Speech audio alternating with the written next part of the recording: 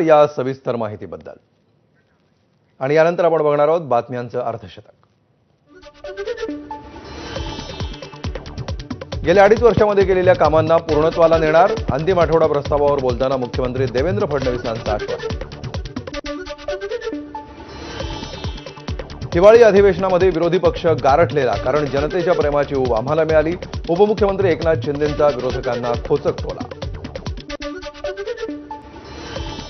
EVM मध्ये अजिबात घोटाळा नाही, विरोधकांनी जनतेचा कौल मान्य करावा। उपमुख्यमंत्री एकनाथ शिंदेंचं वक्तव्य। तर विरोधकांनो उघडा डोळे बघा नीट म्हणत माझाच्या ब्रीदवाक्यातून मारला विरोधकांना टोला। देवाभाऊ सरसकट कर्जमाफी देणार असा जनतेत समज। कर्जमाफीच्या मुद्द्यांवरून जयंत पाटलांची विधानसभेत फटकेबाजी।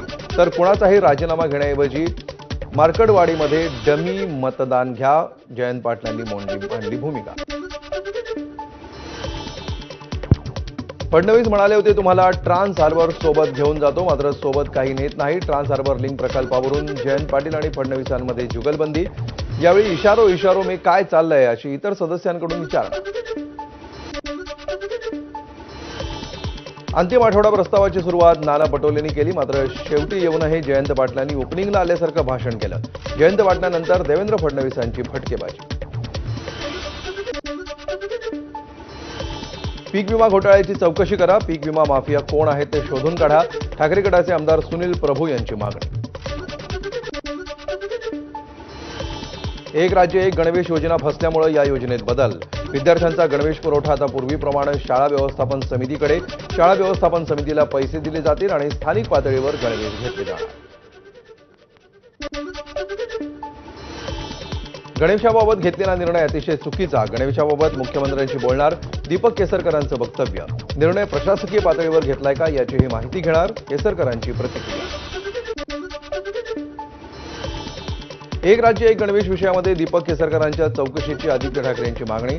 केसरकरांनी विद्यार्थ्यांच्या गणवेशातही मलई खाण्याचा प्रयत्न केल्याचा आदित्य ठाकरेंचा आरोप।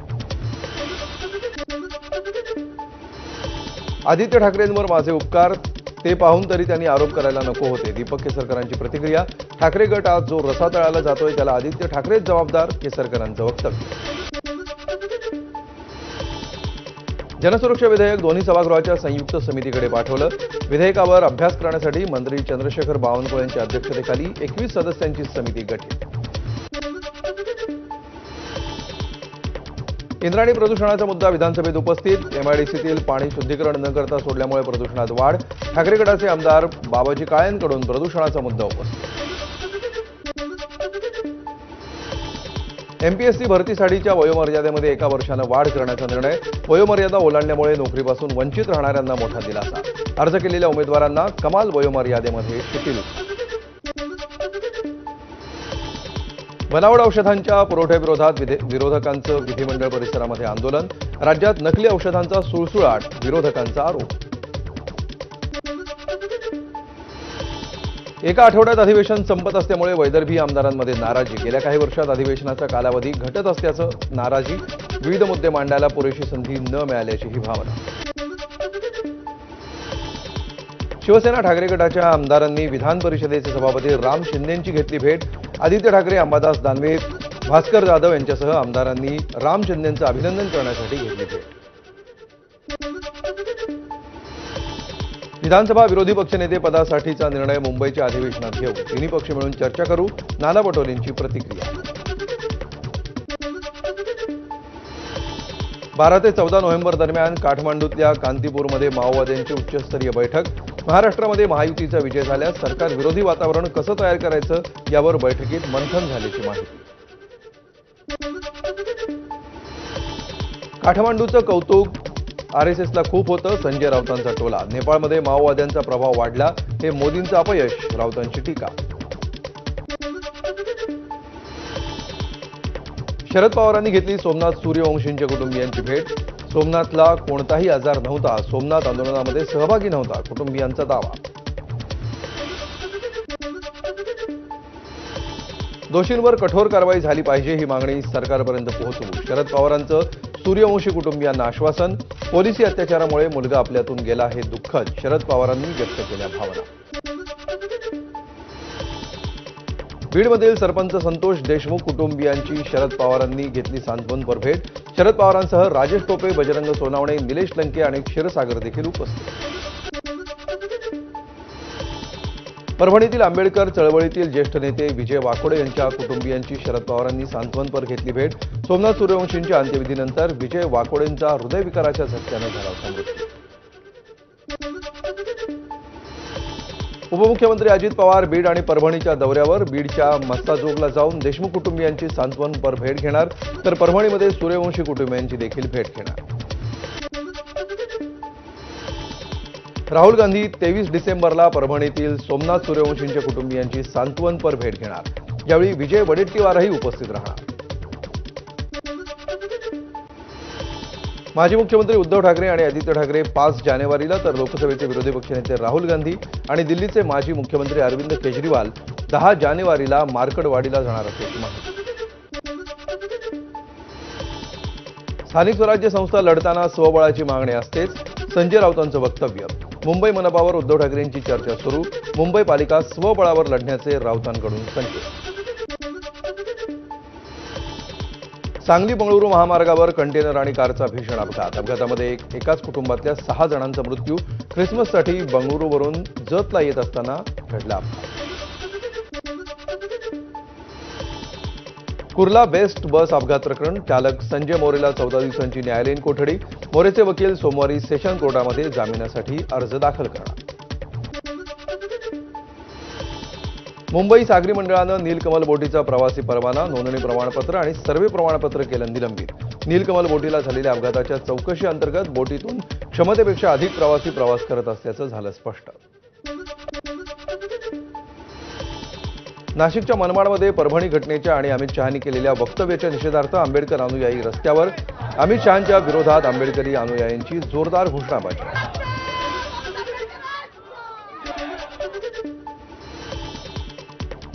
चंद्रपूर जिल्हा बँकेची आजची भरती परीक्षा पुढे ढकलली. तांत्रिकरणामुळे आजची परीक्षा 23 डिसेंबरला होणार.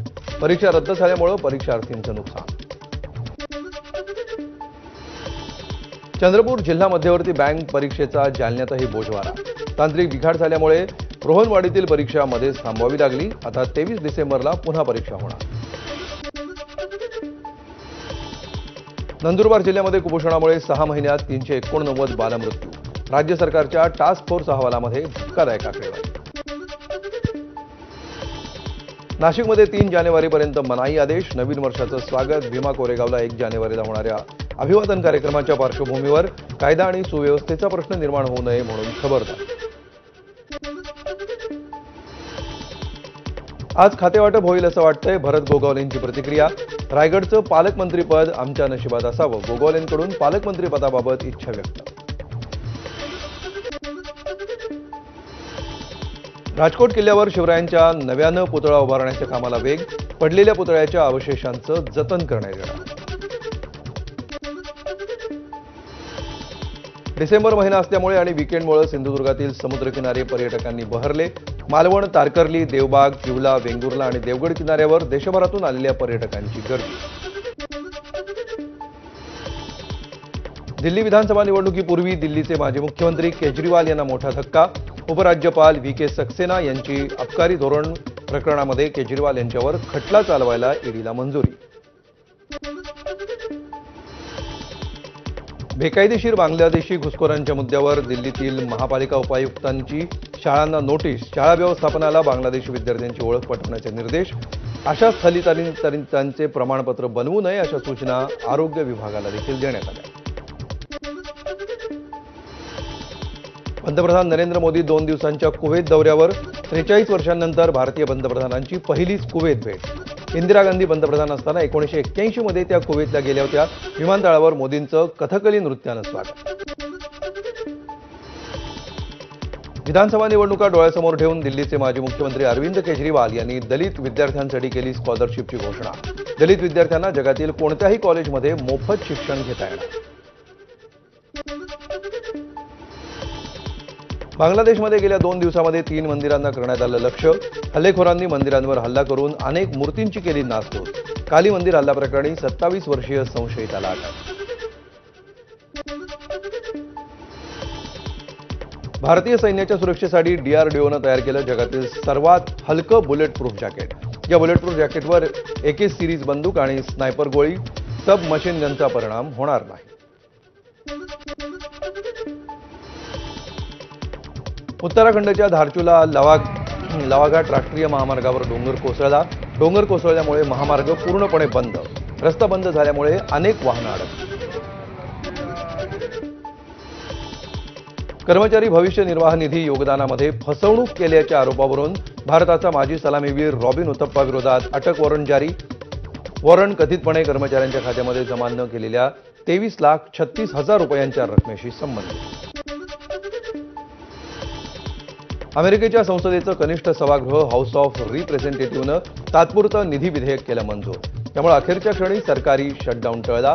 रिपब्लिकन पक्षाच्या 170 खासदारांनी आणि डेमोक्रॅटिक पक्षाच्या 196 खासदारांनी विधेयकाच्या बाजूने केलं मतदान. नवीन वर्षाच्या सुरुवातीला कॅनडाचे पंतप्रधान जस्टिन ट्रूडो सत्ता गमावू शकतात. न्यू डेमोक्रॅटिक पार्टीचा ट्रूडो यांच्या विरोधात अविश्वास प्रस्ताव आणण्याचा निर्णय. विरोधी पक्षांनी प्रस्तावाला पाठिंबा दिल्यास ट्रूडो यांचं सरकार पडणं निश्चित.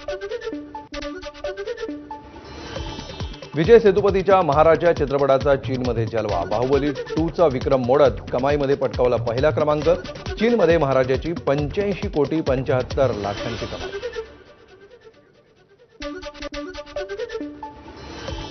यानंतर एक छोटासा ब्रेक घेऊया. पाहत रहा ABP.